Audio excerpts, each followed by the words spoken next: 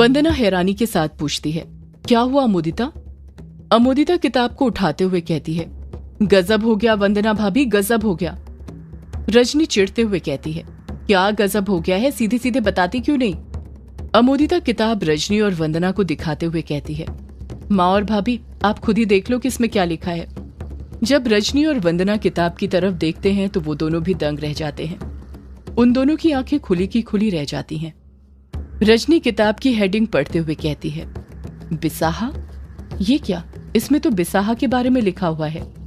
अमोदिता हामी भरते हुए कहती है, वही तो माँ, इसे कहते हैं बगल में छोरा और शहर भर में ढिंढोरा।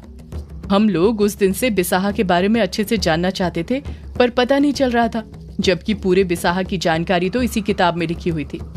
काश ये किताब आपने मुझे उसी दिन पूरी पढ़ने दी होती तो मैं कब का ये पढ़ लेती।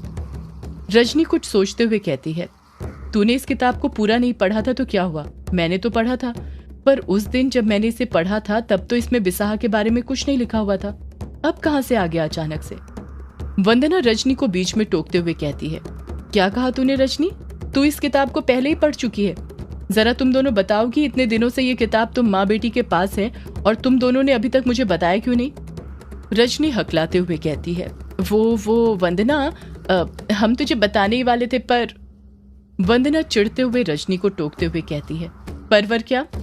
रजनी खामोश रहती है। उसकी खामोशी इस बात की साफ गवाही दे रही थी कि वो वंदना से कुछ छुपा रही थी। बात आगे ज्यादा न बढ़े इसलिए अमोदिता बात को संभालते हुए कहती है, वंदना भाभी छोड़िए ना, आप भी कहाँ लगी हुई हैं? क्या आपको ये नहीं जानना कि बिसाहा टूटने के बाद भी आपकी मौत क्यों नहीं हुई? वंदना हड़बड़ाहट के साथ कहती है, हाँ जानना है ना। अमोदिता झट से कहती है, तो ये बात आपको माँ से झगड़कर पता नहीं चलेगी बल्कि किताब पढ़कर पता चलेगी वंदना भाभी। वंदना तुरंत अमोदिता के हाथ से वो किताब लेती है और उसे पढ़ने लग जाती है। वंदना बड़े ध्यान से किताब पढ़ रही थी। अमोदिता और रजनी ने अपनी नजरें उसी पर टिकाई हुई थी। किताब में 3-4 पन्नों में बिसाहा के बारे में ही लिखा हुआ था। बिसाहा करने की अलग अलग विधि और नियम लिखे हुए थे। उसमें एक बात लाल स्याही से लिखी हुई थी कि यदि बिसाहा टूटा तो बिसाहा तोड़ने वाले की मौत निश्चित है, उसकी मौत को कोई नहीं रोक सकता। वंदना उदास होते हुए कहती है, ये क्या, इस किताब में तो वही सब लिखा हुआ है जो हम पहले से जानते हैं। ये तो कहीं लिखा ही नहीं कि किन वजहों से बिसाहा तोड़ने के बाद भी मौत नहीं होती। ये किताब भी बेकार है। वंदना की बात सुनकर अमोदिता और रजनी भी उदास हो जाते हैं। रजनी वंदना के हाथ से किताब लेते हुए कहती है, ऐसे कैसे, कुछ तो लिखा होगा इसमें कि बिसाहा तोड़ने के बाद क्या होता है। वंदना उदास होते हुए कहती है, बताया तो कि बिसाहा तोड़ने पर सीधे मौत होती है पर मेरी नहीं हुई। रजनी किताब पढ़ने लग जाती है। रजनी किताब पढ़ ही रही थी कि तभी उसके दिमाग में वो बातें चलने लग जाती हैं जो वंदना ने बताई थी कि जब वंदना यक्षिणी के साथ बिसाहा कर रही थी। वंदना रजनी को टोकते हुए कहती है, अरे रजनी, इसमें कुछ नहीं लिखा है, मैं पढ़ चुकी हूँ ये, इसे पढ़ना मतलब अपना वक्त बर्बाद करना। रजनी वंदना की बातों पर ध्यान नहीं देती है, किताब पढ़ते रहती है। अमोदिता भी रजनी को टोकते हुए उबासी लेते हुए कहती है, माँ, वंदना भाभी ठीक कह रही हैं, छोड़ो इसे, अब तो मुझे नींद भी आ रही है। रजनी वंदना और अमोदिता को गुस्से से घूरते हुए कहती है, तुम दोनों अपना मुंह बंद रखोगी कुछ देर के लिए? वंदना और अमोदिता दोनों ही खामोश हो जाती हैं, कुछ नहीं बोलती हैं। अमोदिता मन ही मन सोचने लग जाती है कि माँ इतने गौर से क्या पढ़ रही है, किताब में ऐसा क्या दिख गया इन्हें जो वंदना भाभी को नहीं दिखा। अमोदिता कुछ अंदाजा लगा पाती कि रजनी को किताब में क्या दिख गया जिसे वो इतने ध्यान से पढ़ रही है।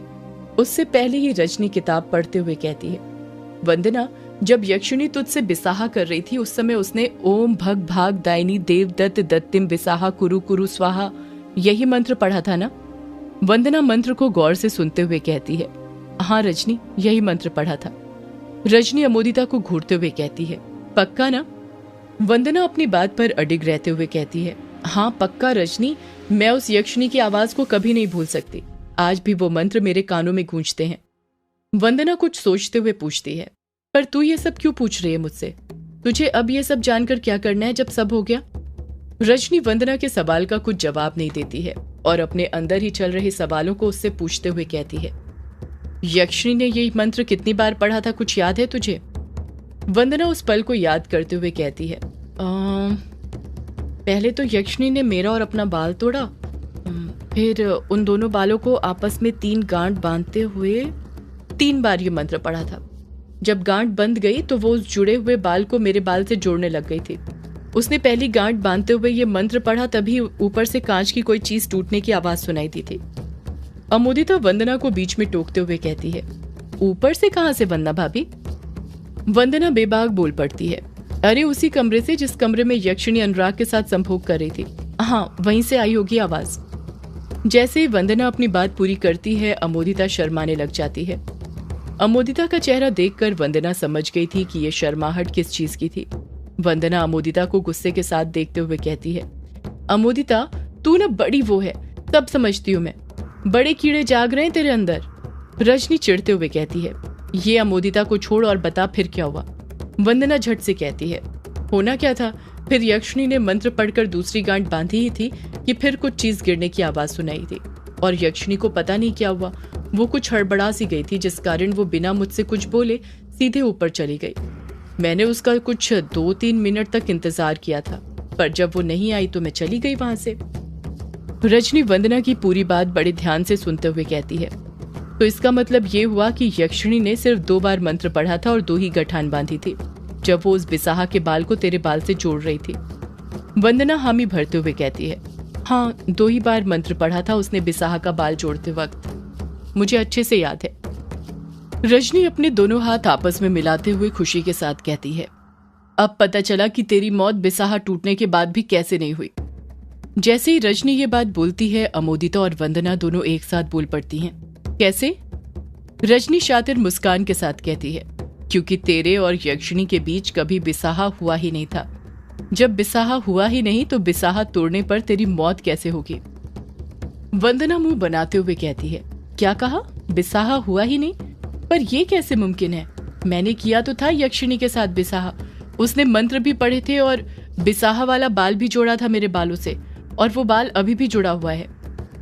रजनी वंदना को समझाते हुए कहती है, यक्षिणी जब तेरे बालों से बिसाहा वाला बाल जोड़ रही थी तब उसने सिर्फ 2 गठाने बांधी थी और मंत्र भी सिर्फ 2 बार ही पढ़ा था। वंदना झट से कहती है, हाँ तो? रजनी वंदना को किताब दिखाते हुए कहती है, तो फिर ये कि इस किताब के अनुसार बिसाहा तभी पूरा होता है जब बिसाहा वाले बाल में 3 बार मंत्र पढ़ते हुए 3 गठान बांधी जाए, और यक्षिणी ने 2 ही गठान बांधी थी और मंत्र भी बस 2 बार ही पढ़ा था। तो जिस अमोदिता रजनी की बात को पूरा करते हुए कहती है, तो जिसका मतलब ये हुआ कि वंदना भाभी और यक्षिणी के बीच कभी बिसाहा हुआ ही नहीं था। रजनी हामी भरते हुए कहती है, सही कहा तूने, अब समझ आया वंदना तुझे कि बिसाहा तोड़ने के बाद भी तेरी मौत क्यों नहीं हुई? वंदना कहती है, हाँ आ रहा है, मेरे सब समझ आ रहा है। अमोदिता परेशान होते हुए कहती है, पर एक बात मेरी समझ में नहीं आ रही। रजनी मुंह बनाते हुए कहती है, नालायक, अब तेरे कौन सी बात समझ में नहीं आ रही? अमोदिता जवाब देती है, यही माँ कि आपको भी पता है यक्षिणी कितनी शक्तिशाली और चालाक है। आपको क्या लगता है, क्या यक्षिणी को पता नहीं चला होगा कि उसके और वंदना भाभी के बीच बिसाहा हुआ ही नहीं?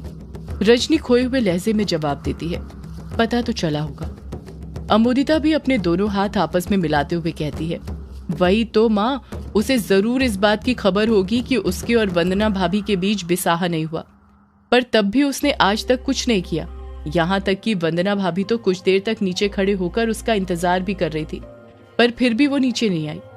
आखिर वो ऊपर ऐसा क्या करने चली गई थी कि बिसाहा पूरा करना तक भूल गई? अमोदिता के सवालों ने रजनी और वंदना को भी सोच में डाल दिया था।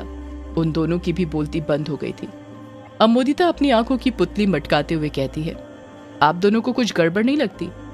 रजनी तुरंत कहती है, गड़बड़ नहीं, मुझे तो बहुत गड़बड़ लग रही है। पता नहीं वो यक्षिणी ऊपर क्या करने गई थी। वंदना बीच में ही बोल पड़ती है, मैंने देखा था, वो यक्षिणी बड़ी हड़बड़ाहट के साथ सीढ़ियां चढ़कर ऊपर गई थी, जैसे उसे किसी चीज से डर हो। रजनी अपनी भवें ऊपर करते हुए कहती है, भला यक्षिणी को किस चीज से डर हो सकता है? वंदना खामोश रहती है। उसके पास रजनी के इस सवाल का कुछ जवाब नहीं था। रजनी कहती है, तू एक काम कर वंदना, वो जो बिसाहा वाला बाल है उसे निकाल दे अपने बालों से। वो जो 2 गठाने यक्षिणी ने बांधी थी उन्हें खोल दे, क्योंकि अगर यक्षिणी ने मंत्र पढ़कर तीसरी गठान अभी भी बांधी तो बिसाहा पूर्ण हो जाएगा। जब बिसाहा होगा उसी वक्त तेरी मौत हो जाएगी, क्योंकि तू पहले ही बिसाहा तोड़ चुकी है। अमोदिता हड़बड़ाहट के साथ कहती है, हाँ हाँ भाभी, अलग कर दो उस बिसाहा वाले बाल को अपने बालों से। वंदना नाम में अपना सिर हिलाते हुए कहती है, नहीं, मैं बिसाहा वाले बाल को अपने बालों से अलग नहीं कर सकती। अमोदिता तुरंत कहती है, पर क्यों भाभी? वंदना जवाब देती है, क्योंकि इस बिसाहा वाले बाल से ही मुझे यक्षिणी की कुछ शक्तियां भी मिली हैं। रजनी और अमोदिता दोनों शॉक्ड होते हुए एक साथ कहती हैं, क्या कहा? यक्षिणी की शक्ति? वंदना अपनी बात पूरी करते हुए कहती है, हाँ, तुम दोनों को तो पता ही होगा, उस यक्षिणी की जान उस ग्रेवयार्ड कोठी में बसती है, वही उसका दूसरा ठिकाना है। इस बिसाहा वाले बाल की वजह से ही मुझे पता चल पाता है कि ग्रेवयार्ड कोठी के अंदर या आसपास क्या चल रहा है। अमोदिता अपना सिर खुजाते हुए कहती है, मैं कुछ समझी नहीं वंदना भाभी, आप क्या समझाना चाहती हैं? वंदना अमोदिता को समझाते हुए कहती है, मैं तुझे अच्छे से समझाती हूँ। तुझे पता है, जब युग पहली बार यहाँ पर आया था और उसने ग्रेवयार्ड कोठी का दरवाजा खोला था, तो उसी वक्त मुझे पता चल गया था कि उसने ग्रेवयार्ड कोठी का दरवाजा खोल दिया था। अमोदिता हैरानी के साथ कहती है, क्या बात कर रही हैं भाभी? वंदना अपनी बात आगे जारी रखते हुए कहती है, हाँ अमोदिता, और उस बेवकूफ ने रूम नंबर 666 भी खोल दिया था, जहां पर उस यक्षिणी को कैद किया गया था। तभी तो जब युग यहाँ हवेली में आया था तो मैं उससे कह रही थी कि तुझे वो दरवाजा नहीं खोलना चाहिए था। मुझे सब पता है, क्योंकि मैं नहीं चाहती थी कि कोई रूम नंबर 666 खोले। उसे मैं खोलना चाहती थी ताकि यक्षिणी को वहीं पर जाकर खत्म कर दूं, मुझे उसे खोजना न पड़े। अमोदिता और रजनी खामोश बड़े गौर से वंदना की सारी बातें सुनती रहती हैं। अचानक वंदना के चेहरे के एक्सप्रेशन बदल जाते हैं, वो कुछ मायूस हो जाती है। वंदना नर्म लहजे के साथ कहती है, जब खुदाई पर युग को विराट का शव मिला था ना ग्रेवयार्ड कोठी से। वंदना ने अभी इतना ही कहा था कि तभी रजनी बौखलाहट के साथ कहती है, क्या कहा तूने? युग को ग्रेवयार्ड कोठी से विराट का शव मिला था? पर यह कैसे मुमकिन है? उसके शव का तो अंतिम संस्कार कर दिया था ना? वंदना कहती है, नहीं रजनी, सब साजिशें थी ससुर जी की, और ये बात भी मुझे बाद में पता चली। अमोदिता हैरानी के साथ कहती है, पर विराट भैया का शरीर ग्रेवयार्ड कोठी में किसने गड़ाया होगा? वंदना गुस्से के साथ कहती है, और कौन होगा? इन सब के पीछे उस यक्षिणी का ही हाथ है, मैं उसे छोड़ूंगी नहीं। अमोदिता गुस्से के साथ कहती है, हम भी उसे नहीं छोड़ेंगे भाभी, हम भी आपके साथ हैं। रजनी भी साथ देते हुए कहती है, मैं भी, और अब तो हमें पता भी चल गया है कि उस यक्षिणी को कैसे कैद करना है। अब उसे हमसे कोई नहीं बचा सकता, कोई भी नहीं। इस तरफ बंगला मुड़ा घाट के पास काले बादल आसमान में अभी भी मंडरा रहे थे, पर अब बारिश नहीं हो रही थी। बादल बरसकर थम गए थे। किश्नोई नदी के आसपास का माहौल ठंडक भरा था। किश्नोई नदी का पानी जो हर वक्त बहता रहता था, इस वक्त वो जमा हुआ था। पूरी किश्नोई नदी के ऊपर बर्फ की एक मोटी परत जमी हुई थी, इतनी मोटी परत कि कोई भी आदमी उस पर आसानी से चल सकता था। उसी मोटी परत के नीचे शालिनी भी थी, जो इस वक्त पानी के साथ ही जमी हुई थी। उसकी आंखें इस वक्त बंद थी, उसके शरीर में जरा सी भी हलचल नहीं हो रही थी, उसकी सांसें नहीं चल रही थी। सदियों से है पुरानी ये है यक्षिणी की कहानी। यक्षिणी एक आग है, यक्षिणी तेरा ख्वाब है।